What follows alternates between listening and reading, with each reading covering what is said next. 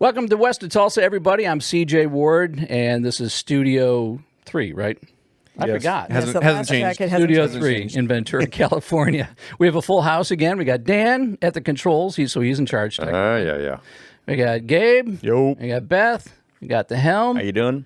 And we got Kyle Wortham and Joe Kennelty are joining us today. Thank you. Now, this isn't just a regular guest. This guy flew in from Orlando to get here. We really appreciate you coming in and joining us in studio. Definitely win the prize. You win the prize. Farthest traveled, I hope. Yeah, Sure. Well, and not just that, too, but that a couple of your flights were canceled. You went through this whole nightmare just to get here, but you made it. It was a hard day yesterday, and I was telling Joe that my wife was flying the other way across the nation, and I was flying west, and she was flying east from Taiwan. We passed each other in the air yesterday. Gosh. But I landed at John Wayne at about 11 o'clock last night. Try to get a rental car. Too late. Anyway, I'm here. It's great. You have a fantastic studio here, and I'm super excited to talk. So if you fall asleep, I just give you a nudge? Yeah, do that. Give me a nudge. Give me a kick under the... Okay, good. All right, we'll do that. All right.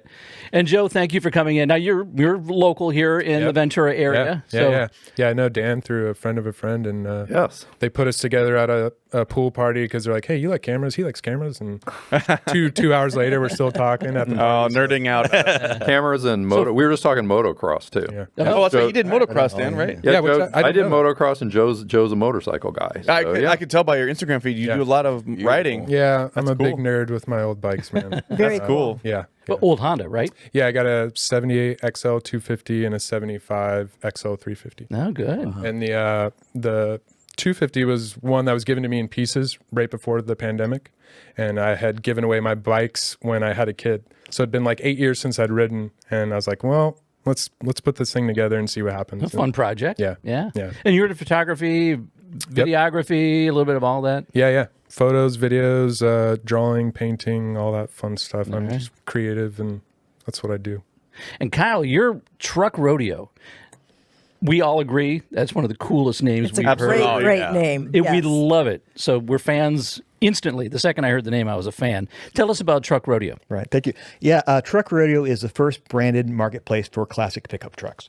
The way I think about it is it's sort of like what Bring a Trailer would be if they had a cowboy accent a little bit. Right? We're having some fun, and we're building community on Instagram. We just hit 35,000 followers yesterday, and sort of doing things a little bit different, but taking the trucks that are usually buried in marketplace or in some of the big auction sites. They're buried behind the Maseratis and mini bikes, and bringing them to life a little bit, giving them their due, right? And I told Joe, Truck Rodeo is sort of the ad agency for old classic pickup trucks. Yeah. Very cool. How long have you been doing this? So we've been doing this about a year. So Joe and I met about this time last year, where we were starting to create content for Truck Rodeo, right? Just thinking outside of the box a little bit and putting some tasty eye candy together to help grow community and just bring these trucks to life some. So yeah, we've been doing it about a year, and we probably have done, 7 or 8 shoots, some trucks, some farm equipment as well for some other gigs and things like that. But Joe is an amazing content creator, and I reached out to him as well because of his loves in those old XLs and the Hondas and the videos I saw him putting together,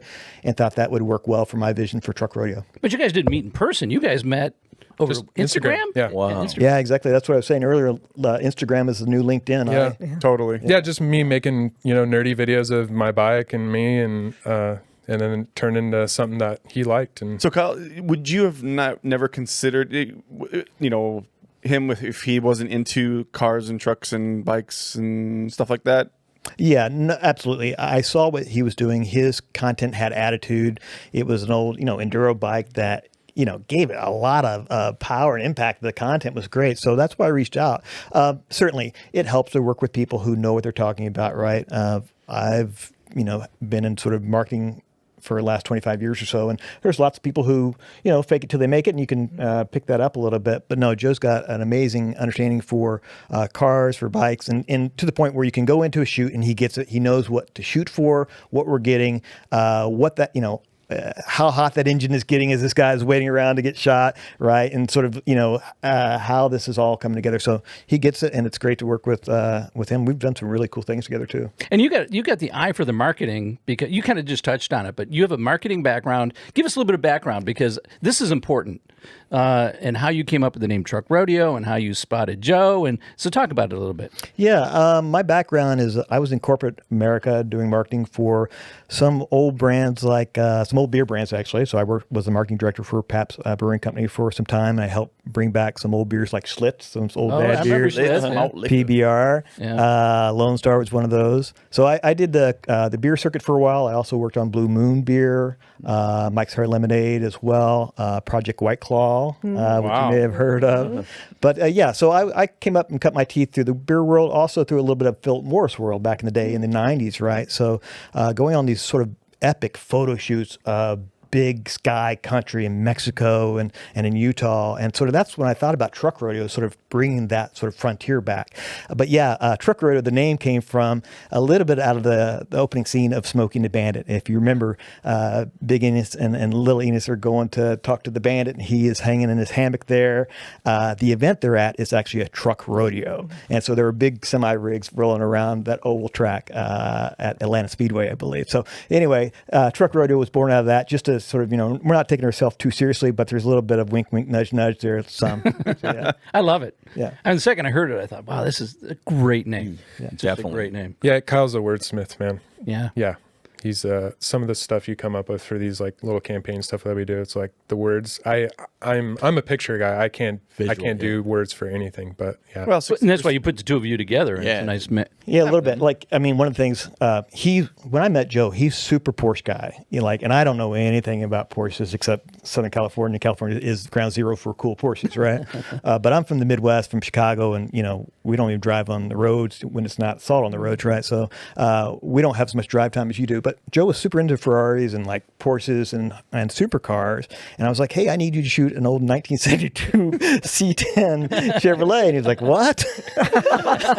I'm like, but I need to do it in the way you would shoot a Ferrari, right? Yeah. And that was a little bit of how this was born, quite frankly. It's like Truck Radio as a whole is like, well, all the auction sites, they're putting the Ferraris, the supercars in the 30 pages before the trucks. Why don't we give them the same features? And so to that point, we were having fun about that. But some of the word stuff and language, we were having fun with campaigns. One of the things we were thinking about for T-shirts is, Truck Rodeo, if you're driving shoes or cowboy boots. Stuff like that. So we're having fun with it. We get some bumper stickers as well and things that say like, you haven't seen so many trucks in one place since Gillies, back in the urban cowboy days and things like that. But no, it's fun. It's fun. I grew up with trucks. Our neighbor he was a butcher, and he had one of these big old, I want to say Ford. Yeah. And it was the two-tone, right? It was yellow with brown. And I just remember as a little kid getting up in the bench seat with his daughter, and that bench seat was like from there to there. Massive, huge trucks. Yep. And then another guy who had an old, and I'm sorry, I don't know what era, was probably 60s with the bubble rooftop, right? And all of us kids in the neighborhood, about 12 of us, would jump into the back of the pickup part, take us to get ice cream. And he would so we just grew up with trucks. Yeah. And I know you did in a different way on your grandparents' farm. On the farm in Pennsylvania. Yeah, we were always in a truck. A truck or a Chevy Caprice or something along those lines. It was a truck because that's how you got around. And what was that truck? I'm curious because, again, a lot of people, and that's one of the questions I had for you, is what is your first memory of a truck, right? So, yeah. Well, I mean, I don't know exactly which model it was, but I know my grandfather was huge into Chevys. Yeah. So it was a Chevy truck. I can tell you that. Exactly. Yeah. It was a Chevy truck, Chevy Caprice. It was a Chevy. He must have known the salesman or something. Right. He was an insurance salesman, so he probably insured Chevy. For all I know. That's how we ended up in a Chevy all the time. I was telling Joe, so I grew up in small town, Missouri, right? And my old man was a farmer, and he was a geologist as well. So he was geologist first, and he would side hustle farm on the side, right? That's a hard side hustle. But his daily driver was a 1968 Chevrolet C10 pickup, and it was white. And like I said, he's a little bit of cowboy boots, cowboy hat. Never saw him with lace shoes ever in my life, quite frankly. And he used to chew Red Man tobacco that came in a pouch, right? And so he had this white truck, and he'd spit the Red Man out the side of his window, the left side there. And he had this just flare of tobacco spit that would start the wing windows all the way to tailgate. And everyone in county knew, that was Jim Wortham coming over. That's a redneck picture. Yeah, exactly. So I take a little pride in that. So right. So the redneck quotient of that mixed with Joe's stuff is sort of how Truck Rodeo was born. I think that's what's interesting about the videos that you guys are producing, the content you guys produce, is that you're creating this feeling as if you didn't grow up in a farm, or if you didn't grow up in the Midwest, or with a truck. You get the sense of this is what it was like to have this truck back in the day, but now 2024. So that's why I feel it's very genius about the branding. It's like you're treating it like a supercar, but it's definitely it's not a supercar. It's a truck. And it's you said it's pre-97? Pre-97, yeah. So pre-smog in California is a good cutoff for that. Yeah. No, you're exactly right. And thanks for picking that up. And that's the idea behind it is, and when we talk about our content strategy, which we have, like how do we grow this community? Because what I've learned in business and also being around other auction companies as of late is that it's really difficult to build a community. But once you get there, it's easy to scale, right? And so we put a lot of thought and strategy into how do we build that community and providing that experience. So when we talk about our content budgets going into this, that is one exactly like ownership experience. And with Truck Rodeo, there's varying degrees of product quality, right? Like trucks I know and that I drive, and I got a 72 Ford F100. It's a good, $5,000 truck I bought 5 years ago when you could find them. But if I take it to brunch, I'm going to smell like gas when I get out, right? And the wing windows don't open right. But that's part of the charm too, right? Yeah. But a Merle Haggard tape sounds best in that truck. But to that point, there's other trucks out there that are, $25,000 truck right now is, minimum to get something you could be proud of. And a $50,000 truck is a turnkey truck that you don't have to be worried about. And like I said, they're out there, but there's not the content around that to bring them to life, right? Yeah. It's still the old photos, and one of the things we're going to have some fun with when we do our soft launch in June with the website is the photos we get have to be epic, right? And we're going to go out and get those photos, but also no wet garden hoses in the back, no the patios that are broken down in the back or old Rottweiler tied to a stake. That stuff kills me. trailer You have parks. a $50,000 truck there, and you have an old patio breaking down in the background. Take some great pics. So. Yeah. I was going to ask you, what is one of the big challenges for you depicting in kind of this resurgence also? The love of a truck, an old truck, and these really modern, beautiful, they're like driving around in a living room. I think. They're time capsules. I mean, yeah. I think, so my first car was a 69 Cadillac Coupe de Ville. And I bought it when I was 15 and a half with my own money, worked doing concrete for 2 summers. And this kid had like 2 weeks to sell the car. And his mom gave him an ultimatum because he was facing like juvie time and stuff. So anyways, I offered him $650 and he said no. And then the last day came down to like get rid of the car. His mom was going to donate it. And so he took the money and I had the car. And so my love for old cars started right then. I didn't even know what it was at the time. I had a 472 stock and then I boarded out to 501 with a B&M shift kit and Flowmaster exhaust. But that's where my love for old things started. And, it carried on into the old bikes that I got. And then when Kyle hit me up, it's like, I've always been a truck guy, but not necessarily an old truck guy. And now I'm purely You're sold. addicted. Oh, yeah. I can't stop seeing them everywhere. I mean, we were just at, Toppers up in the transmission brewery and like kept seeing trucks drive by. Kyle and I are like, oh, look at that one, look at that one. Yeah. And it's just, I know what that passion is that these guys have for the trucks. Same thing I had for the car or the bikes. It's all the same kind of thing. And so I know how to kind of tap into that with the eye, the creative eye. And it's been a fun journey. And now I'm constantly wanting a truck. It's just the prices on these things are starting to go up, and it's pretty wild. Coming from Pabst and those companies that you worked with before, I remember when I was a kid, if you drank Pabst or Schlitz, you were a broke dick mofo. Like, you didn't associate with those guys, those other side of the tracks kind of guys. And then, I don't know, what it was maybe 10, 15 years ago, it started to be like, these young guys are wearing a PBR shirt. I'm like, why are you wearing that shirt, dude? But it became this thing. It's like, oh, it's a throwback or whatever, and I know I'm sure you guys sold swag more than anything else, right? Yeah, no, that's a really good point. And so I learned a whole lot from that. And what you're talking about, that resurgence of Pabst and those old dad beers came along. I was at Pabst during that time. I was hired to resurrect those old beers. And it was a lot of fun. It helped me sort of understand how to work and be clever with no budget, because Pabst is a big beer and there's not a big marketing budget there, right? But you're right. So a lot of fun out of that. And we did some fun things like that. I was one of the guys that brought back Lone Star beer and Primo beer, which is an old Hawaii beer back in the day. But how do you adapt those? So, I learned a lot from having to work with a shoestring budget and trying to be clever on some things, right? And so we do that with some of the things we're working on too. In fact, like, again, growing community, we had followed amazing orange Ford F100 4x4 from Massachusetts. It was put together by a shop called Northeast Muscle Cars. It went through Barrett Jackson. It sold for $170,000. Whoa. So it's crazy, right? So we followed that to its new owner in Utah. And I called Joe and said, I think I can make this happen. We're going to go get this guy and shoot this amazing truck. And so I reached out to him on the new LinkedIn, Instagram, and he got back to me and said, yeah, I actually been following you on Truck Rodeo. I know what you're doing. Totally makes sense. And so we talked to him, and he has an extensive collection, but some of the things we talked about the nostalgia. So his trucks I think he has probably 8 or 7 or 8 probably. Yeah. I'd say, it's definitely almost $1 million of trucks there. But same thing, all lineage from his father. He has a 1979 F-150 that his father bought brand new from a Las Vegas dealership.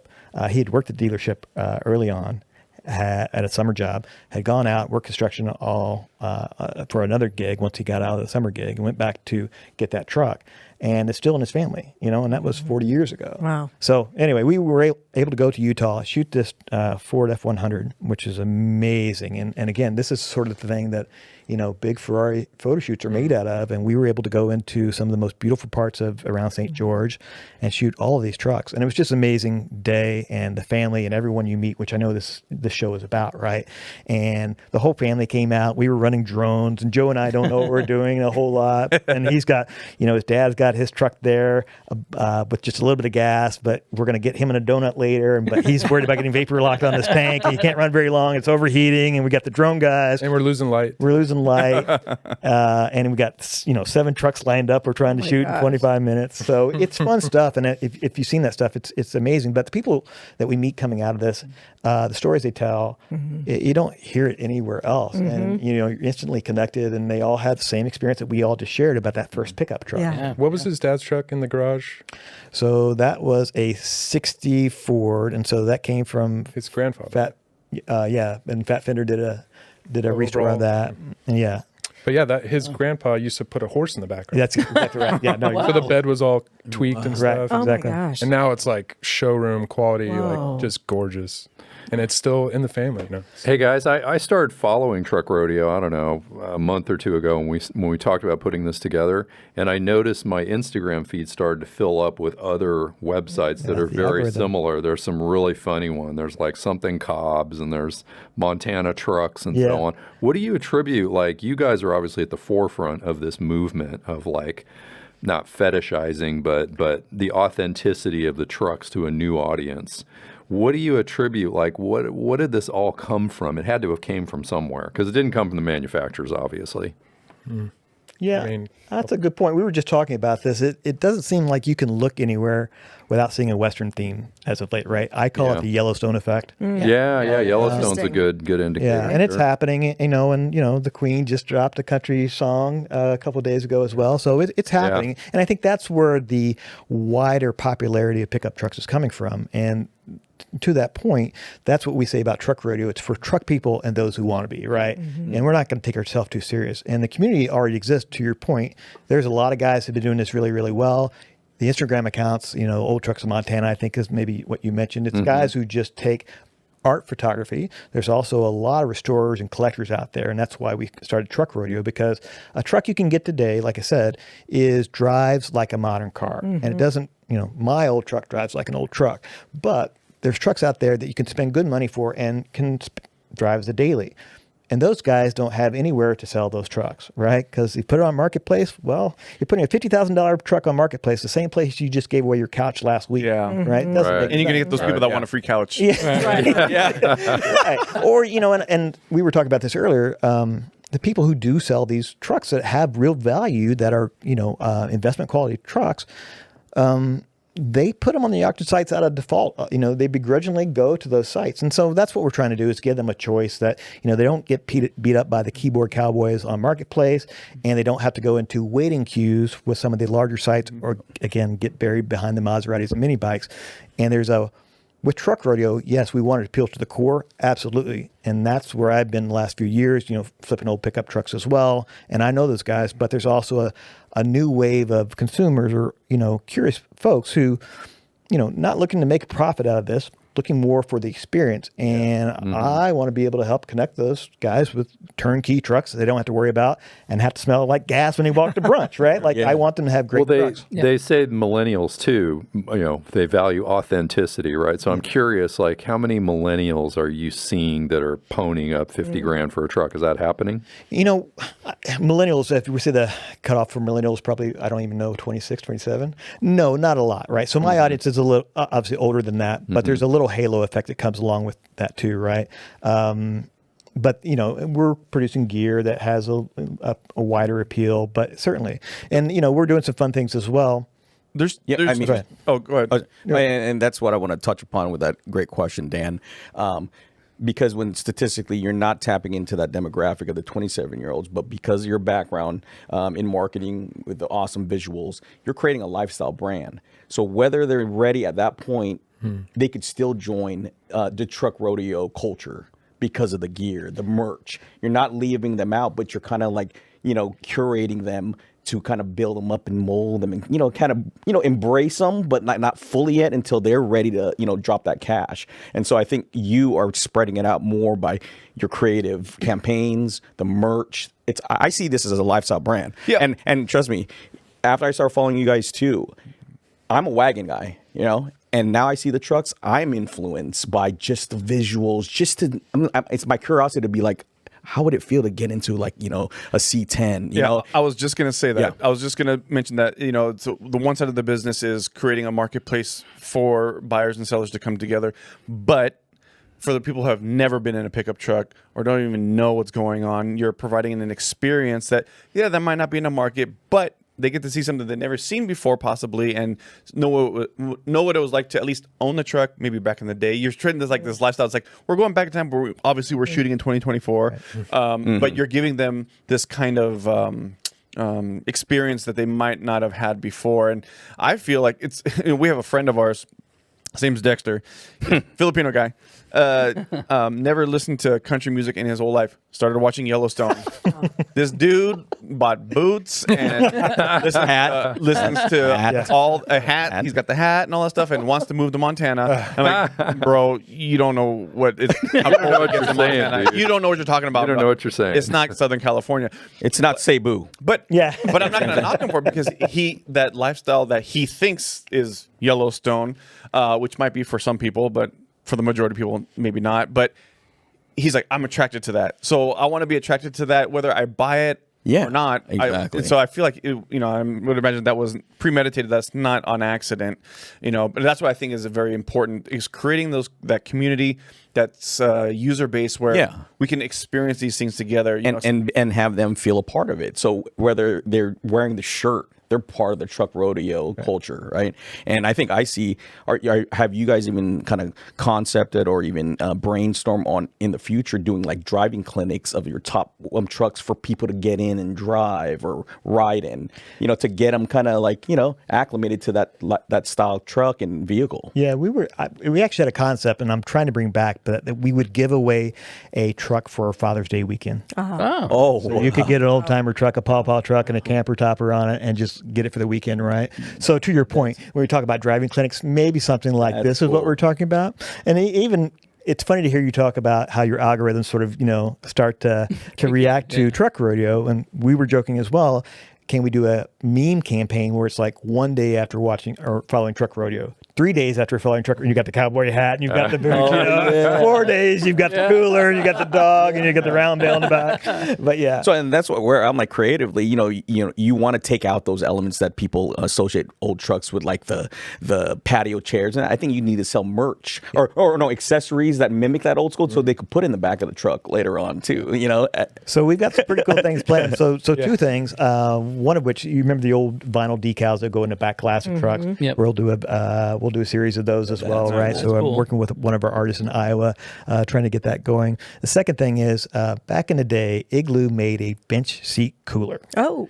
It was called a Cool Rest, and it sat right beside you. And it had a cup holder. Oh, wow. Yep. For non-alcoholic beverages. Yeah, well, so we've got a couple of those. We're building a campaign around as well. So some fun things. You're exactly right, and this comes from that sort of Pabst mentality, right? So how do you do a lot with just a little and do it in a clever way? So to your point about driving clinics, absolutely. How do you bring that to life? And it's much wider than the folks who are going to drop $25,000 on things. We were talking earlier. We have a lot of things planned, but one of which is probably going to be a motorcycle and vintage truck event as well. So, nice. As we scale, that'll come a little more into focus. But yeah, we have some fun things planned like that. So you kind of touched on it a bit ago, but I'm curious how geography plays into this. Because people think of trucks, they think of what? The heartland. That's right. Middle America. Yeah. But is that really the case? Because, as you said, it's spreading.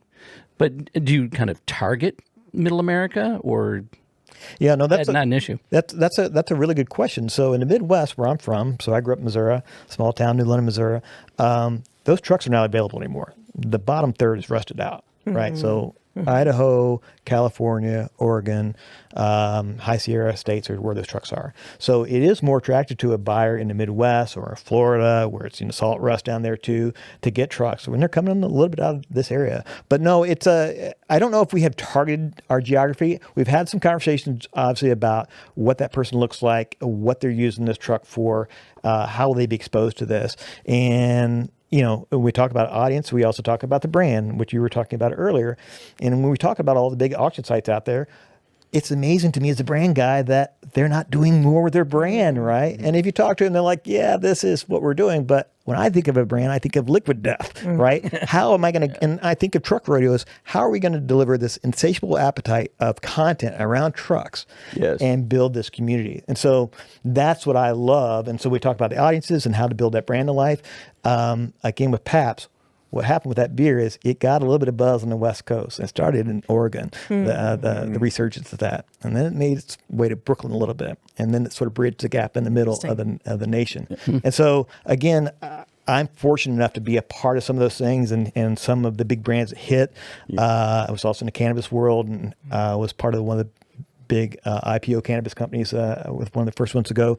And it sort of learned the startup world and how to hunt and how to go hard. And that's where we're having fun with Truck Rodeo, doing this a little bit and bringing it to life and finding the great trucks. And what we're doing right now, we are sort of building the best-in-class examples of trucks. So I'm relisting a lot of trucks that I'll find buried on Marketplace or something like that. And because there'll be amazing trucks that'll be from, somebody in southern Mississippi who, again, doesn't know where to get rid of this thing. They're a collector and they don't want to wait on one of the big auctions. And so I'll post it on our site, send them a note in Marketplace. Great rig. It's on Truck Rodeo. I'll wait about 10 minutes. Holy shit, this is amazing. I love this. Thank you. And so that's the kind of stuff we love to hear. And so just relisting that stuff more and more. And so when we soft launch in June, we're happy to see what happens. And the way we're doing this, we're going to start to put showcase themes together around auctions. So there's a little bit of auction fatigue out there. We're starting to see from some of the big guys. We're going to have a combination of buy it now, make offer, and auctions. But the auctions we do run are going to be somewhat different. We're going to do small lots, so no more than 10 lots. And we're going to do it by theme. So it may be F-Series trucks, right? Or it may be 90s country trucks. And we'll dress that up around 90s country music. And there'll be a theme to that. We may have a 90s country band produce something leading up to that auction time. So that's the way we're sort of thinking about that. It's very different. That's interesting. Yeah, when we think about a brand, and again, there's all these sites out there that are just, what kills me about this, and I've done a lot of deep dive into the auction business as of late. Like we said, it's most difficult thing is to build the community, then you can scale. But if you don't, you have to take every product, every lot, every truck you maybe don't want to take, you've got to take to cover your monthly nut. We don't want to do that. So quite frankly, what we're doing is super different than what anyone else is doing, in the sense of we are putting our business model together right now in a way that will allow people to post without having to pay. So it'll be free to post, and it will not be a buyer's fee. And so we want to collaborate with partner sponsors to offset this cost. So some of the content we're talking about, That would make sense for Wrangler. Yeah. That would make sense for Stetson. That would make sense for Lavender. So branded content Yeah. is what you guys are going for. Yeah, so that's where we are right now, right? And so this is in the works, and but this is the way we look at this: that we build our revenue from merchandise, from gear, from content, and we can collaborate with like-minded partners, and that'll keep everyone honest when they're putting their best products up there. So that's the way we're thinking about this, and quite frankly, no one is doing anything like this. Yeah. That coupled with these themed auctions, right? We think we can get a lot of buzz out and have a lot of fun. Again, how great would it be for Wrangler to be involved when we're doing all dually trucks that, pull horse trailers? Yeah. So fun stuff like that. That's Do you amazing. think that the what you're doing is going to help level the playing field for people that want a daily, I say daily, but a nice friendly $10,000 pickup truck they just get into and drive and not care what happens to it, up to the full resto mod? Do you think it will open up the door for that? Because there's guys that like Helm wouldn't drive a fully resto modded out $200,000 truck, but he would definitely get a $20,000 Cherry C10 that he could drive every day and not worry about. Because I know there's a lot of people out there that want the baller trucks but don't have baller budgets, right? So you want to create maybe a playing field where they can actually participate, at the very least, go to an event and maybe not have a truck. So it sounds like that you guys are kind of creating that. Is that? Yeah, I mean, it feels like that, and I don't have a baller budget either, and now I'm obsessed with these old trucks, and it's like that's all I want. But yeah, you talked about like target marketing and stuff. I think from my like age group, 40s and 30s, 40s, there, it's like what I've seen is like you have certain people that are into the Teslas and the hybrids and everything, right? And then you got people kind of like me who like the old stuff, like the analog stuff and like the old bikes, and that has a Kickstarter on it, and it's kind of a pain in the ass to start sometimes. But there's soul there, and I have a name for my bike, and there's a connection there, and I have stories with that bike, and but I could test ride a live wire electric motorcycle and have fun on that, but I didn't feel the connection. Same thing. Yeah. Yeah, And so I take that energy, and I feel like it's the same thing with these trucks. It's there's guys my age that are like, man, we see the cyber trucks and all that stuff, but we want some with soul in it. And you could be a city boy living out here in Ventura, or you could be out in the Midwest and still have a appreciation for it. Yeah. When do you think things changed for the trucks? Because it wasn't that long ago where trucks, like you just said, you could pick one up for a couple $1,000. That's not the case anymore. When did it start changing, and what made it change? Yeah, that's a good question.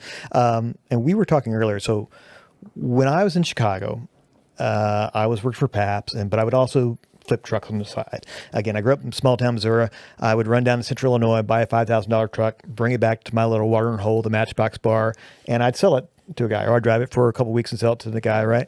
Until I couldn't find any more $5,000 trucks. And that's when the seed of Truck Rodeo was born too. But I think the Yellowstone effect had a lot to do with that. I think the overall popularity of, F-150s, and out of every 4 cars sold, one is a truck right now. That is having to do with this, right? If you go to shop a big truck right now, a 2004, it's going to cost you $75,000. And in that showroom next to it, probably is going to be a 1960s model, that same truck, right? So you're starting to see them more and more. So I think that the Yellowstone effect, and I think just popularity of trucks in general, has led people to explore a little bit more, and the accessibility. Again, collections of people who weren't letting this go years ago, or younger collectors who had the stuff were flipping them with a little more frequency, and just these restorers and builders. Again, these trucks drive better when they came off the assembly line, so they're out there. And so, Truck Rodeo gives the platform for those guys to be seen, and that's where, I think that's coming from a little bit. As I wonder too, I wonder how much country music played in this, because one of our favorite songs is "Buy Me a Boat." Buy Me a Boat. Buy me a boat. Yeah, I'm not a big country guy, but I love that song. And that's lifestyle, right? Get a truck and buy me. Well, and tow my boat. so many of these country songs are about falling in love and being in love and being in a truck, right? Yeah. And I was going to say, not just the Yellowstone effect, but the Americana effect, which I think is above all of it. Yep. Yeah. And the big open roads and the big the big open country, if you will. I'm curious, do you see that same kind of passion and love and nostalgia and loyalty coast to coast, or is it different West Coast to East Coast? And I'm curious about where women fit into this. Interesting. So a lot of our followers are women. A lot of DMs I get are from women who are looking for pickup trucks. And that's a little bit of the impetus for Truck Rodeo too. When I say for people who want to be truck people, that's it. So a lot more than you would think, I think. Yeah, I know some musicians in Austin who are driving pickup trucks, who are women, who are reaching out to me and asking what to look for and things like that. So seeing a lot more of that and ownership as well. And a lot of women driving great trucks, right? Like spending the $50,000 to get them done by the restorers. As far as the loyalty, yeah, I mean, it's the same thing. It's nostalgia of, the people who grew up with their on a farm or their grandfather's farm, and they got to drive that truck in the pasture, or maybe learn to drive that truck, or again, the old Jim Reeves or Merle Haggard tape in the tape deck, and they just remember that. Joe and I were talking about on the way over here about country music and how much that plays into this culture, and we've been jamming out some Charlie Crockett, and his daughter loves some new Charlie Crockett country music, and he was just talking about it's the experience that goes along with that. So when we talk about the trucks and the loyalty, it's that nostalgia that's doing that, that's driving that. And so our audience is, one, they don't know how to buy that truck, right? They're not looking for a profit, looking more for experience, and they're looking for trust. And so what we've been able to do is connect them with the collectors and with the right trucks. And I would tell you, so we've been running the numbers pretty good. And we looked at one truck that was posted on one of the big sites, and the same truck was posted on our site. We outperformed views by almost 5 times. Whoa. Yeah. That's awesome.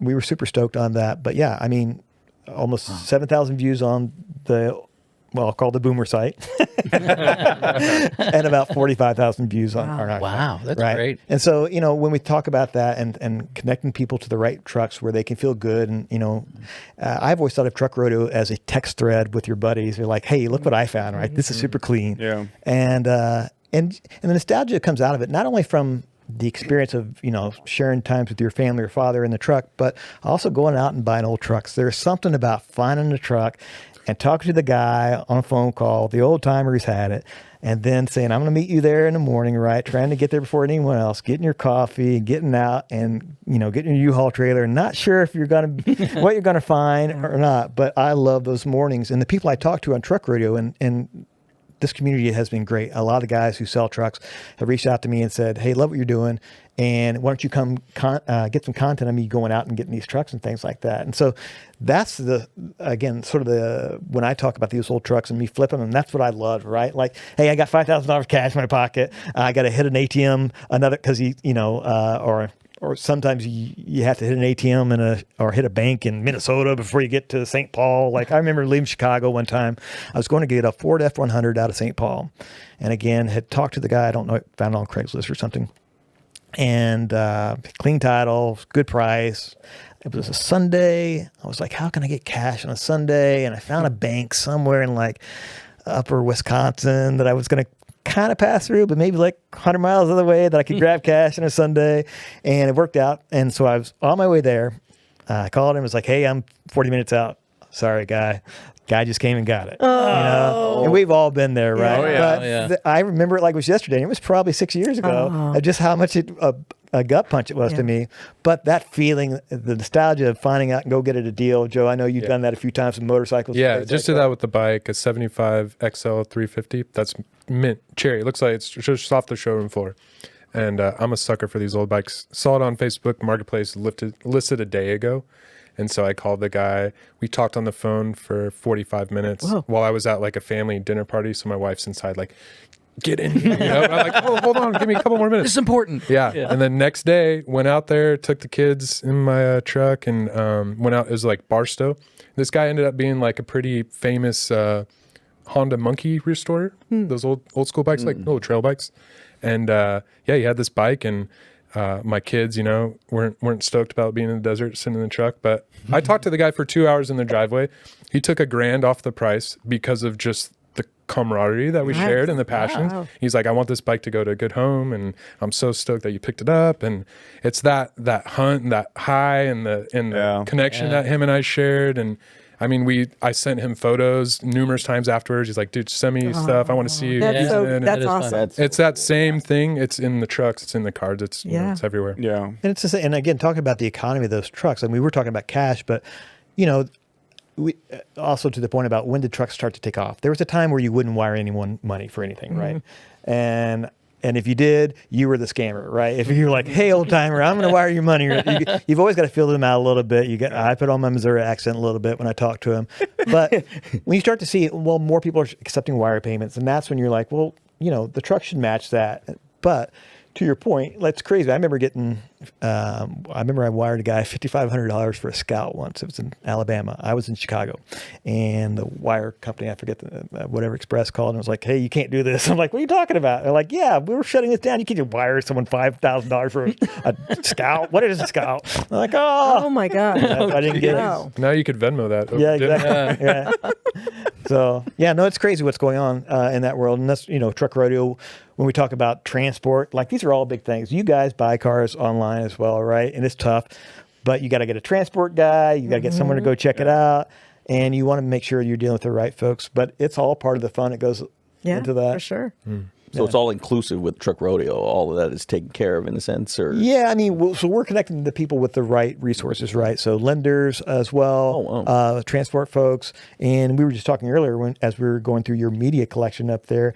We hope to do old CBs and things like that at some point, and some of the new old stock of old Chevy stuff, which there's some old Chevy Heartbeat of America gear is starting to trend right now, and so we'll sort of pulse that stuff out in part of the culture of this, and auction off and buy it now sort of approach. Well, before you guys got here, we were coming up with some ideas for you. I mean, Helm, I think, wants to see you actually have an actual truck rodeo. like an auction. All the trucks, your top 10 go out, you know? And he wants to be on the hood of one. That's a good idea. Exactly. Yeah. Steer horns up. Or you have to hold on, or you're like, hold on to the Helm, back. I think I know the answer to this. Have What? you ever been to an actual rodeo? No, not yet. That's a shocker. why. I am shocked Well, that you've guess never what? been to Truck a rodeo is my inspiration to do that. There's plenty of Filipinos that. My wife's Trust gone me. to a few rodeos, actually. Yeah. But what I see is great about you guys creating this lifestyle brand is that I think your background in marketing, you're tapping into, I think, sensory marketing, where when you talk about trucks, the first thing I think of is a playlist, music, then the touch, the smell, the feel, like that igloo, what kind of drink is in there. So you're Oh, tapping. you know what kind of drink is in there. Huh? Me? I mean, it will be an ice Americano Oh, geez. or O'Doul's. You're never allowed to have a truck ever. And I'm with you, and I also think No about truck. all 5 people in the bench seat in the front. You're able to talk Exactly, to but that each other, and sensory I love type that. is what I really pull from the Truck Rodeo brand. Yeah. You know, you're touching upon every single aspect of that, because I could literally smell, from the gasoline, or is it food in there? But a playlist would be. I mean, that's what I hear. Yeah, thanks to this guy, my whole Spotify now is Willie Nelson. And speaking of Willie Nelson, tell us about your He's booth. got great these, boots. so I've got. So actually, these boots came. So I used to work on an account called Marlboro, and in the big time ad agency world. As in and- Marlboro Man. Yeah, as in Marlboro Man. So I worked in Mexico and Latin America for Marlboro branding and marketing. And we had some boots made for a promotion we were doing. So these are custom boots that were part of the samples I got done. And I happened to be at a Willie Nelson concert in Chicago, probably around 2007, 2005, and was able to hand this boot up to him on stage. He took the marker and That's awesome. signed it, handed it back to me. I put it back on my foot Still and walked on there? out. Still on there? Has it worn off too much? Yeah. Oh, we can. Oh, That's cool. We'll get a that is picture of very it and cool. put That is cool. That is awesome. But the cool thing about those boots are they look like they're perfectly broken in. Oh, they're very broken in for sure. Yeah. Creases in the right places, and I had to give Joe a little bit of boot consulting. We were shooting some heavy machinery out of southern Minnesota in November, right? Yeah. And Joe showed up. I met him there because I'm in the Midwest. And Joe showed up with his Chuck Taylor's there, and I was like, "Well, no, we got to go get you a pair of boots." No, but Steel tip. these are good. Yeah. No, you're right. When we talk about culture and the smell, I was thinking about this on the way over. Like, I grew up with trucks, and my older brother, is 6 years old, and grew up small town Missouri, but he delivered pizzas in the next town over, which was 20,000 people, Hannibal, Missouri, where Mark Twain is from. And there's a pizza spot there called Casano's. So he and his best friend Darren used to deliver pizzas. Well, my brother drove and this was in the 80s. He drove a 1951 Chevrolet pickup that he would deliver pizzas in. Was that the column shift too? It had column shift, and man, I tell you what, it smelled like mice and hay and all kinds of crazy stuff. And he would deliver pizzas in there, and of course, the pizzas would smell like gasoline, and when they would get to the person. But I remember that truck so much, and we talk about the center experience. And then he upgraded and got a 1955 Ford pickup fat fender, same thing, named it Little Susie, I believe, but it smelled a little bit less of gas. It had, I think it had 50s on the back. Again, we're in the Midwest, Missouri, snow, no reason to have 50s on anything. Couldn't get around, but I remember it had aftermarket seats in there that really smelled of this deep leather, and again, just sort of some farm manure sort of smell too, like the mixture of cocktail of gasoline and farm culture. But and he would deliver pizzas in that, and when we talk about sensory experience and sort of those nostalgia moments, I remember that, and that's what I think about Truck Rodeo. I always love the steering wheel. I'm a steering wheel for all kinds of cars and big truck, right? Steering wheels and the chrome and the dashboards. Yeah. I remember those just being beautiful. Yeah, I remember the first time I saw a bed liner in a pickup truck, and I was like, that should be freaking illegal. Yeah. I mean, you want to see the dents and you want to see it all bent up because that's what the truck was for. Straw the hay. Yeah. I've never seen a bed liner in an old truck like that. I've only seen them in Or they like, sprayed it with that. but I mean, it spray makes sense. it, That that's people right. do That's that, a trigger for me, though, for sure. Like, Yeah. seeing a bed liner in an old truck or something like that. But It's like, why? That's why I see an old like C10 or F100, and trust me, I'm all about LS swaps and the Corvette engine swaps and all that stuff. But you made a really interesting point about everything smelling like gas. Yeah. And when you start up an old small block Chevy or old small block Ford, and you're gonna smell the gas in the carburetor, and it's gonna be running rich or whatever, and that is like. Hits it right there. Like that is a big part of it. But that beer tastes even better after you turn that thing off. Oh yeah. Or while you're driving. I mean, well, on the farm. On the farm. Private property. My dad's side of the family, they had a farm in Missouri, and or Missouri, sorry. Yeah, thank you. And I'm not saying they were condoning drinking and driving, but you were on the farm. And they're having a Bud Light or a Coors Light. And they're probably driving, what, an eighth of a mile maybe on the farm? If that, yeah. We're just going to go down to the river, right. go do some fishing or That's whatever. part of the Missouri drive by the way. And I'm like... Yeah, don't you guys judge like distance by how many beers it is? Yeah, and we elect our 4 mayor. beers away, man. we elect a mayor by how tall the pickup tires are on his truck. Yeah. But I grew up in California my whole life, LA boy, and go out to the farm with my dad, for the summer, and experience that life. But I remember being in a truck or an old car and saying, what do I remember from that other than the ride being all bumpy and, loud and all that stuff, but the smell. Yeah, the exactly. sensory smell. And people that have grown up in the modern age in the last, let's say, 30 years have never been in a carbureted car. I mean, we all know what that's like to be in a carbureted car.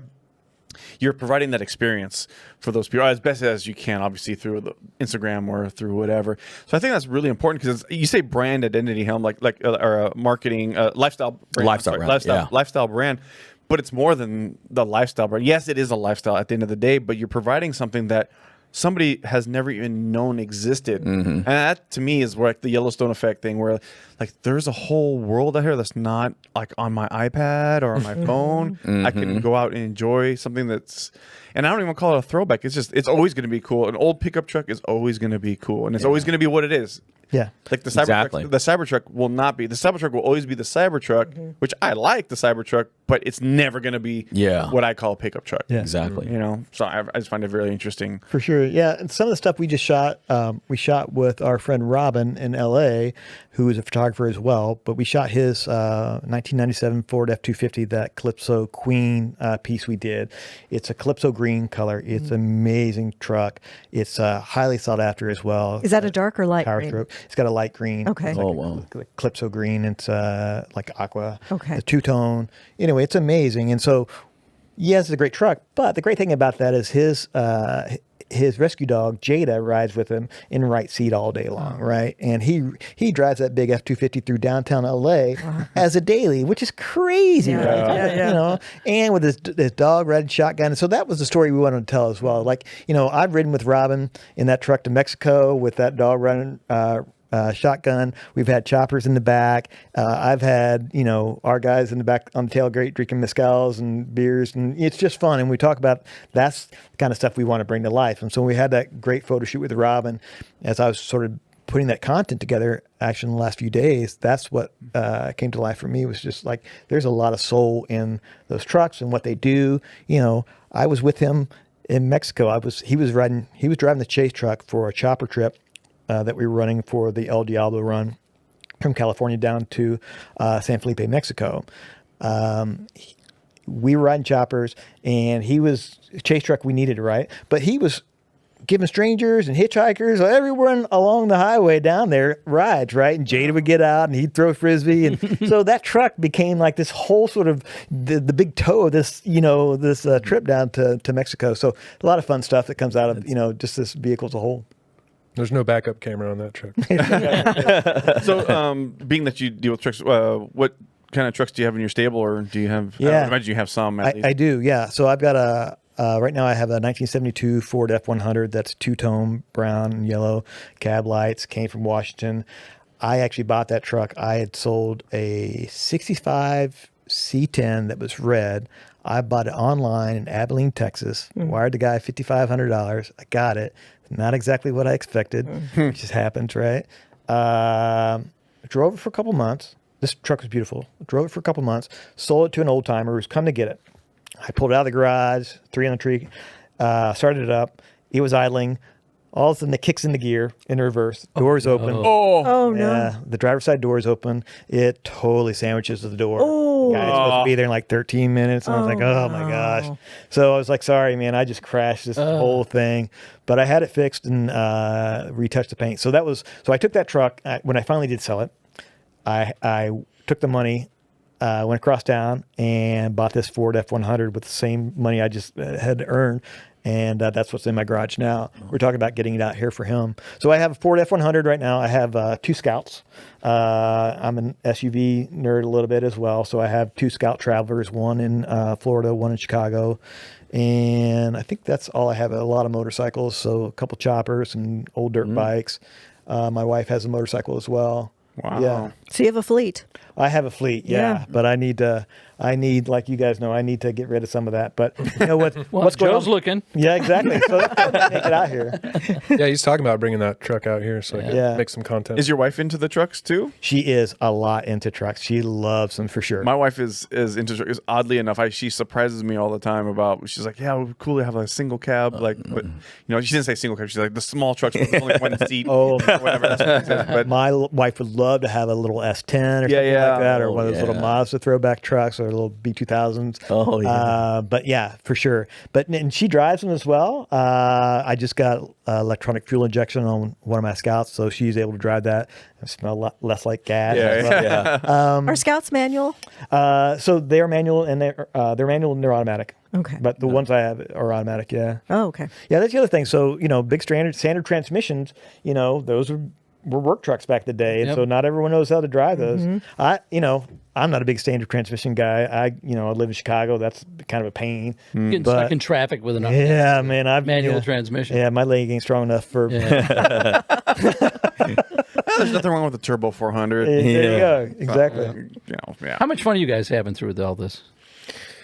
So much fun, man. I mean, like I said, I'm hunting now for a truck like this. I'm constantly sending kind of beater trucks to Kyle, like, hey, does this look cool, man? Because I just want one, but I don't have the budget for a $30,000 pickup truck as my secondary car. But it's the passion that's there is the same thing that's there for the bikes and the Porsches and all the other stuff I'm into, and it's so fun to like help kind of create something from nothing, and all like through Kyle's knowledge and passion, and I'm having a blast. And we've done some pretty wild stuff, and like he said, he dragged me along on this like tractor shoot out in Minnesota, and I'm like, oh, man. what am I doing out here?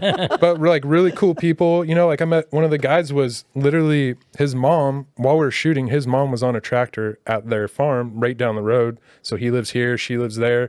She's 60 in her mid 60s, still running a tractor. Awesome. And if it breaks down, he said, me and my dad will go over and fix it. And then she pulls out her Bible and reads Bible verses while they're fixing the tractor. Wow. And it's like, I would have never been in that place if it wasn't for like the little adventures that we've been going on. So I'm having fun. a blast.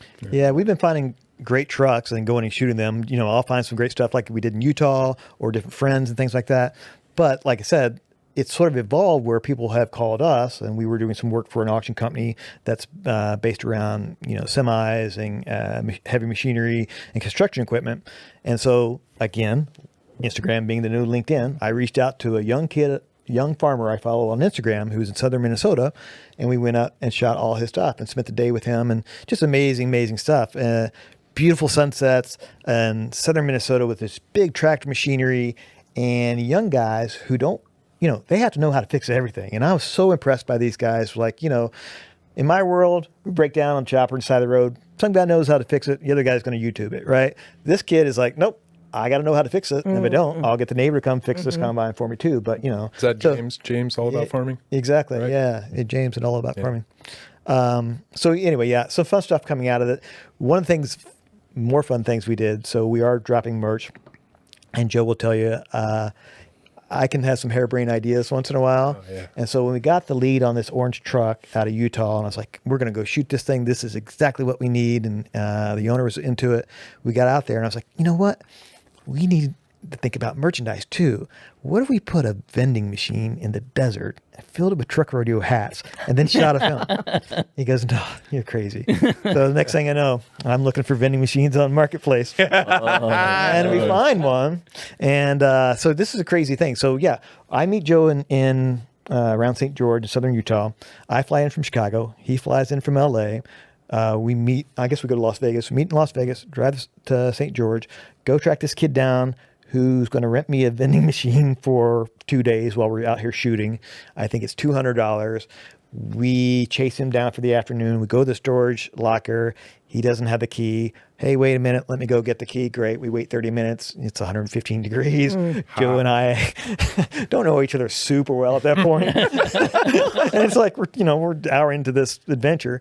The kid comes back, is like, oh, shoot, that's not the right key. Let me go. You know what? Screw it. I'll just go to Home Depot and I'll get a grinder and like another hour. You know how this goes, right? Yeah. So it's a whole day. Yeah, it's a whole day thing. Yeah. So to get the vending machine, we finally get the vending machine. I rented a truck from Alamo. We throw the $500 vending machine in the back of the truck, get to the hotel. I'm like, oh, what am I going to do with this vending machine in the hotel while we stay here tonight? So I asked the guy, can we keep a vending machine in the parking lot? He actually was okay with it. So we unloaded this 500-pound vending machine, put it in our parking space. Then we went and shot the truck. Yeah. Because we couldn't have the vending machine in the truck because he was going to be in the back shooting from the pickup bed. So we had to leave it at the Super 8 motel. Vending machine out in the middle of nowhere, wrapped in saran wrap, or and then we finally dragged it out to the desert again after taking in and out of the truck about 7, 8, 9 times. And we get to the desert, and Joe and I kind of look at each other. He's like, "What do you have planned?" I go, "So what do you have planned?" Yeah, luckily I storyboarded out a little bit of a concept, so we had. Luckily, I got the vending machine. That was it. Yeah, And by now you're sunburned. Oh, you're yeah. wiped out. yeah, long days with Truck Rodeo. Yeah. But, so we filled this vending machine with hats, and we got this great shot of Steph pulling up this F-150 and putting a change in the vending machine and the hat falling out. And so we're going to debut that in a couple of weeks as well. So anyway, crazy stuff we've done. But yeah, when we're together, it's usually running hard. We storyboard a little bit out where we can. But it's fun, and we're getting some great stuff. Joe, he's buying a lot of equipment. We know enough about the process, and he gets where I'm going, where we have really great chemistry. And we were shooting my friend Spencer in Highland Park about this time last year, and his old D100 swept line, and he unsolicited said, "You guys work really, really well together." Nice. And this is a truck guy who doesn't care about relationships or anything, but he's like, yeah, you guys work well together, because we're on the fly, like changing some things, and nothing's ever the way it is, right? And I've got this crazy idea for the way things work, and I'm like a dog. I don't eat until I'm done with the task, right? I get home and then I can eat and comfortable, but I don't eat during the day. And so as we run, 16, 17-hour days. I'm an Italian kid. I need food. This guy finally started feeding me on the last trip. I was like, we need to hit a diner. Look, I'm Italian. I gotta eat. He's doing it with the hand gestures. Like, hey. I run a pretty steady diet of Bucky's coffee and weed pins. He needs food. But yeah, so it's crazy. Like these adventures are great. Like I said, hanging with Robin that day and shooting his dog and getting those donuts up there in the canyon were great. Yeah, shooting with Brett in Utah with, was it Snow Canyon? Yeah, Snow Canyon, which is I don't know if you guys heard of that. I've hiked at Snow No. Canyon. Gorgeous. It's beautiful. So we were there in Ford the does evening. their shoots there a lot for their cars. Yeah. Whereabouts is it? Near St. George, right? Yeah. Oh, It's north of St. George. Yeah. isn't it? Yeah. The Northwest. Yeah, it's a beautiful area. So I was in the back of rental truck, Yeah. right? And I'm shooting this orange truck, and it is like, I'm already just Googling over this thing because it's like, oh my God, it's one of the prettiest trucks I've ever seen.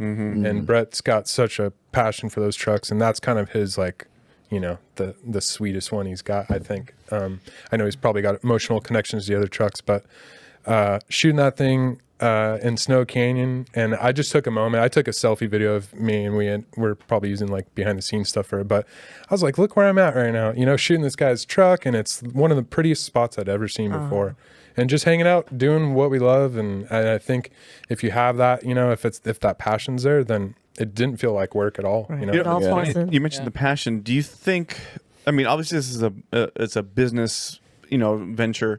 But do you think that if you didn't have the passion for trucks or cars in general, do you think you would have this kind of traction, this kind of Success. Success, yeah. Yeah. So that is an interesting question. And the obvious answer is yes, but also I think I'm super intrigued by the economy that's created. And I want to be clear about that.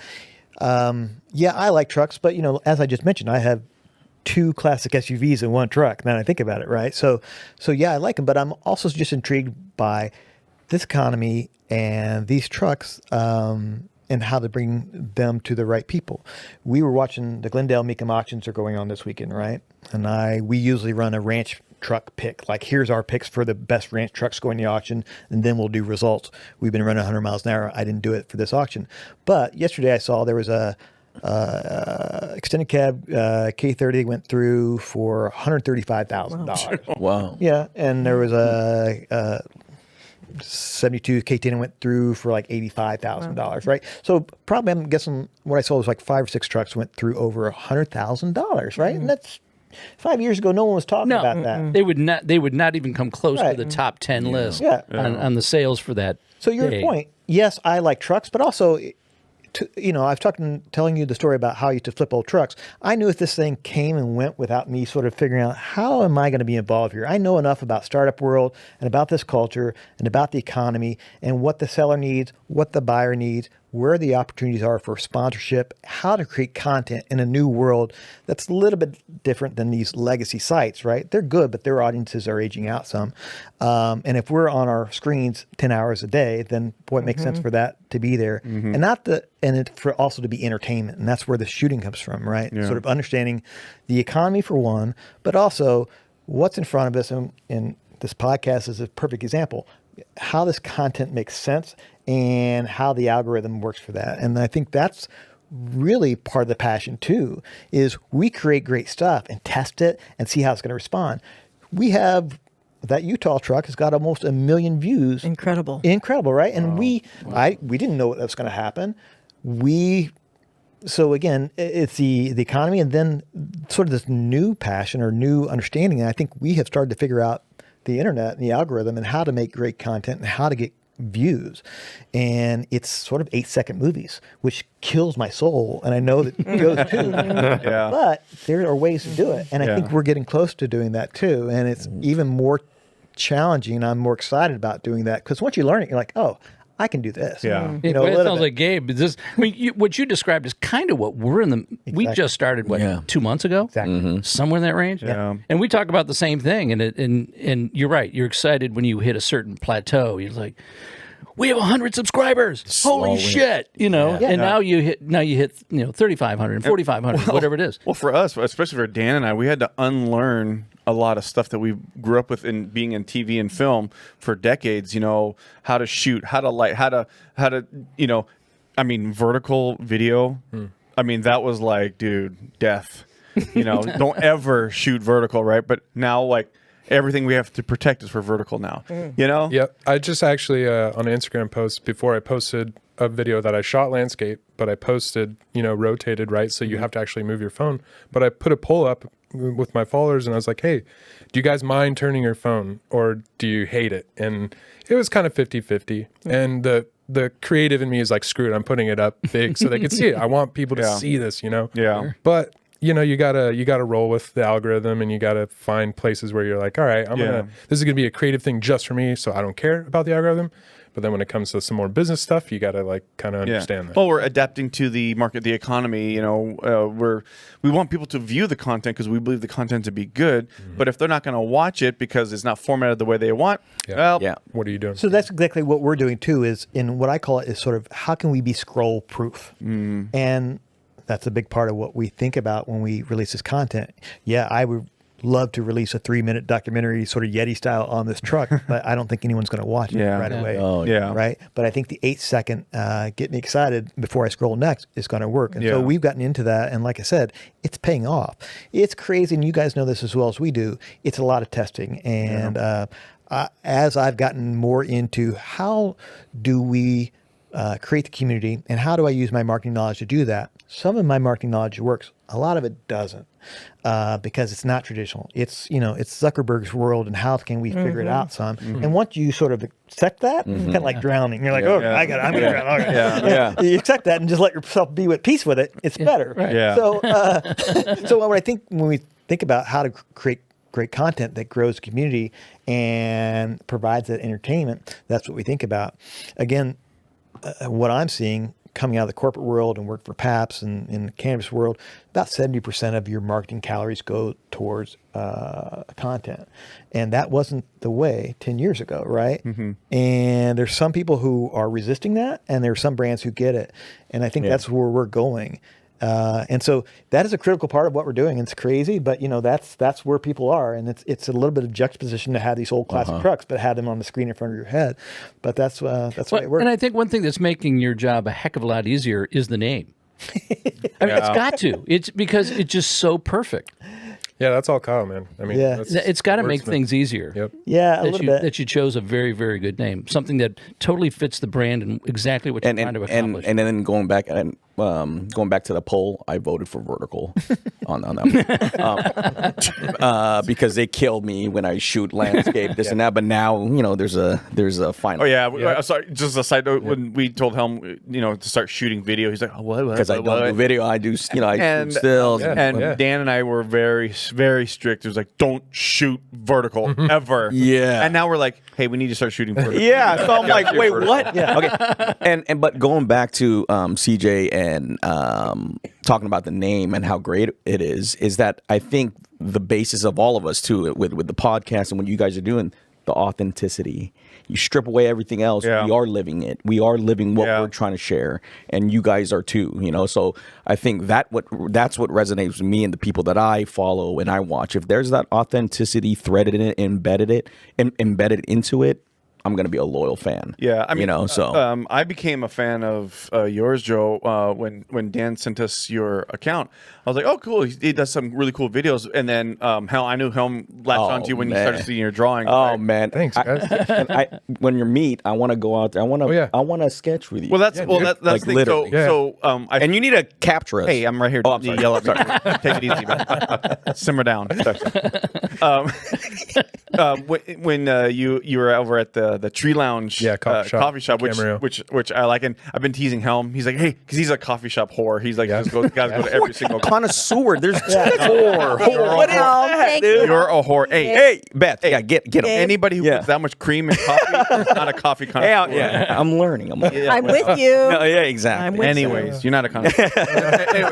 anyways, I've been teasing because I've been there a few times with my wife. Oh, cool. And when you tag in, or when I send it over to him, he's like, "Oh, we gotta go to that Tree Lounge coffee place." No, I connected. And then he posted the thing about the you guys are doing a cars and coffee together. Yeah. So they came up with the idea. So I go in there almost every day in the morning before, like I drop my kids off, and then I stop over there and I draw for a little bit, maybe do a couple of emails or whatever, and then I start the business day. But I draw mainly, cars, trucks, and bikes and stuff. And they saw that, and we've just become friends over time. And they pitched the idea of doing a little car meet thing and cars and coffee. And so I was like, dude, I'll help. So I drew like a Lamborghini Countach and did the whole like little poster layout thing. And so now we're promoting. I got a couple buddies coming, bringing some cool cars and cool trucks and pre-runners and kind of a mix of vehicles and stuff. Which, I mean, to be honest with you, that surprised me because I never thought, granted, I'm being judgmental, but I never thought that particular business would be interested in cars, right? Yeah, in general, but apparently they are. Yeah. So the son Matthew, who runs it, he's a car guy, and we always talk cars when I'm ordering coffee, you know. Yeah. So then, of course, it's now every single time we see each other, he's telling me what he's doing on his car, or I ride my bikes there sometimes. So yeah, it just became a thing, and I'm like, dude, I'll help you out, you know. And so it's on the 24th Sunday this month, and it's probably going to be, you know, kind of small and cool, but.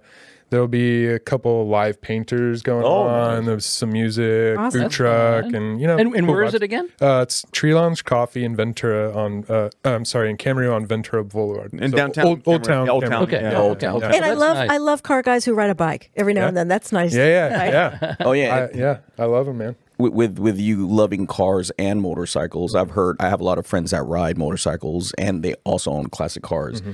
They say that 4 wheels move you, but 2 wheels move your soul. Can you agree to that? Oh yeah. So yeah, I mean, when you're saying that, I just did a ride just from my house. So my bikes are kind of like old dad bikes. They keep me not too dangerous, you know, 250s and 350s. So I'm able to get my rocks off, but it's not too crazy. But I go ride out Cal State University Channel Islands. So there's all the mountains out there, and there's some trails out there. That's where you guys were trying to figure where is it? I know it's local. Is that where it's Scary Dairy? Yep, right there, dude. Man. All the trails out there. So I try to keep it a little low pro, but I love going out there. And even through COVID, I mean, my wife would come home from work. I'm working from home. I had my 2 kids home from school, and she'd get home and she's like, hey, you need to get on a bike and get out of here. You know? So I'd go for a ride and clear my head and just, but the other night I was riding back. It was sun out. I did a little shoot with me and my bike, and I'm coming back and it's dark. And then I get a glimpse right by the old state hospital out there of the moon popping out. And it was a full moon, like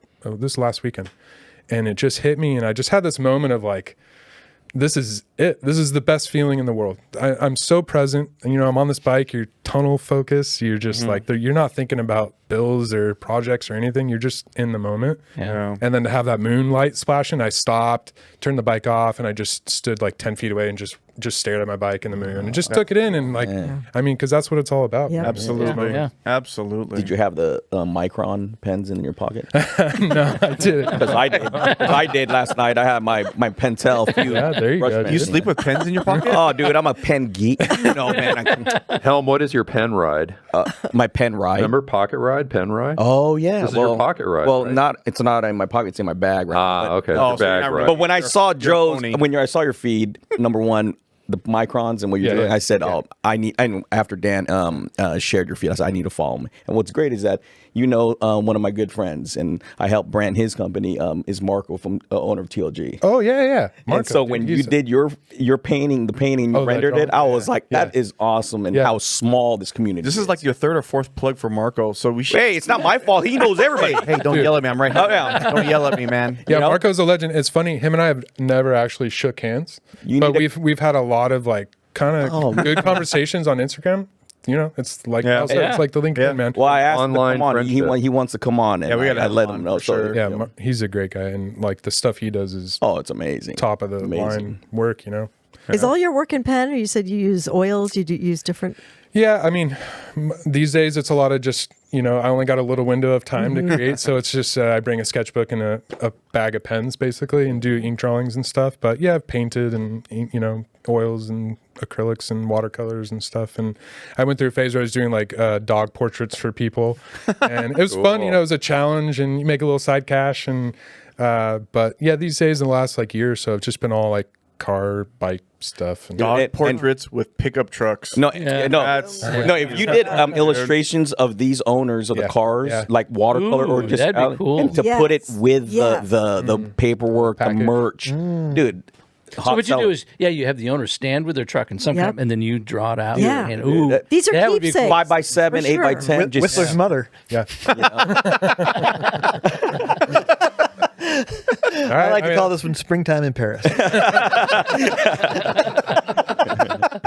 That's a great idea. Yeah, I'd buy a truck just to pose next to it so you would sketch it. Well, I here's don't the care guy. if you pay for the truck. So you guys are doing a launch in June? Yeah, June. So as we talked about earlier, we have been building eyeballs, right? And trying to figure out when to turn this thing on. And I've consulted with different auction companies, like, what's the perfect database to have of people and how do you turn this thing on? And we're getting close to that number. At the same time, I think some of the fun stuff we're doing with content is helping accelerate that some. So at June, we're looking for our first live auction. That'll be around a Father's Day promotion as well. It will be a themed promotion. It will be a curated package, and it'll be limited lots. And we'll tease that, and we'll build content leading up to it as well. So we're super excited about that. And again, we're putting together what those theme showcases look like throughout the year. And our plan would be to go out and talk to like-minded brands that would support that content creation. And again, that would offset sort of the cost, and that's sort of the way the Truck Rodeo runs. So if people want to learn more about what you guys are doing and get involved in this, how do they find you? How do they reach you? Yeah, absolutely. So we have our biggest following on Instagram. So if you go to Truck Rodeo on Instagram right now, you'll see everything we list. You can also go to truckrodeo.com, which we have trucks there as well, and a little more background on the company. And then Joe? Is the auction going to be through your website? Yes, so the auction will be through truckrodeo.com. So no physical spot as well. It's not a tandem. Yeah, exactly. It's So all online. no brick and mortar. Okay. And yeah, so we have been building the back end of this auction site as well and putting all this stuff in. I've learned a whole lot about that world in the last 18 months or so. Joe, where can they find you? Yeah, Joseph Kennelty on Instagram. That's where my main stuff is. I just post all my, drawings and photos. You guys got to check out Joe's Instagram. He's got cool stuff on there. And then you go to Truck Rodeo, and they just have kick-ass trucks. Thanks, man. You guys have rekindled my Instagram thing, because I was kind of ignoring Instagram. Yeah, I know. We were trying. Gabe was like, "Get on Instagram." Well, That's where it's I was happening. like, hello, I've invited you for every collaboration that we've done, and you've been accepted one. I just ignore Instagram. What can I say? Dan's active now. I love it. Yeah, We need every follower, Dan. Come on. Yeah. And then Dan calls me and goes, "God, Gabe keeps harassing me. I know exactly what He's wants. badgering me. Drive me nuts." I'm the social media czar for. Yeah, that's the czar. Yeah, that's right. Social media czar. All right. Any more questions for the guys? Is that good?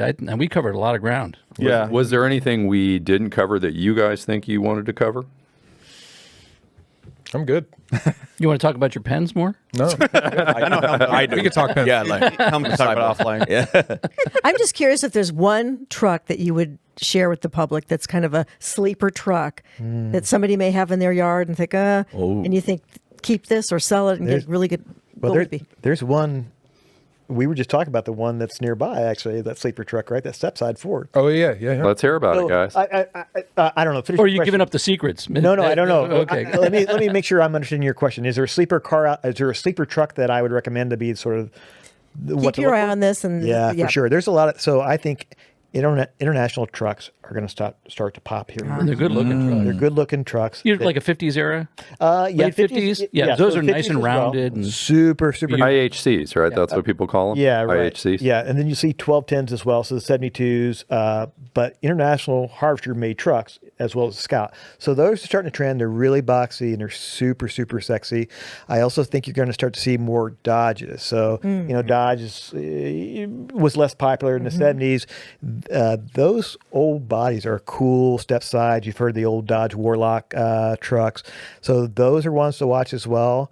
But that's a great question. But what we're going to say is there is I think it's a 78 Ford F-150 step side near Ventura that we'll give you the link on. It is on Truck Rodeo. We're going to repost that, but that's a hot car that a collector has here, and it would be a good addition to someone's collection. Wow. What's the dollar amount, Kyle? So I What's the think dollar he's in amount? mid-20s right now, so we think he's around 25, 26. Okay, so it's And not then- outrageous. It's not outrageous. Exactly. This is where Truck Rodeo wants to be, right? Yeah. Good $25,000 truck, I don't have to worry about. It'll run when I turn the key, and not going to make my garage smell like gas. What color is it? It's brown.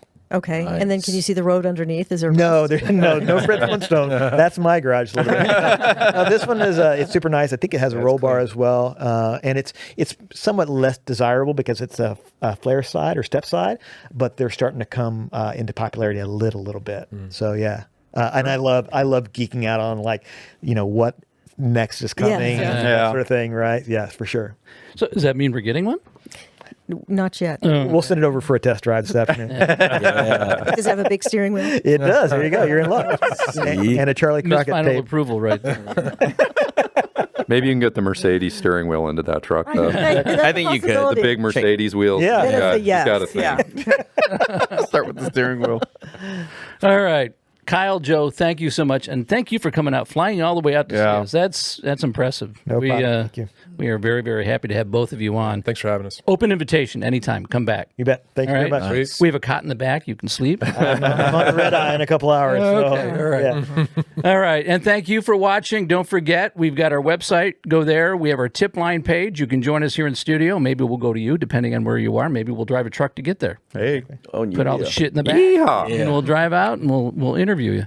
All right. Don't forget, like, follow, subscribe. We also have our YouTube Channel. Thank you very much. And we thank you. And we'll see you west of Tulsa.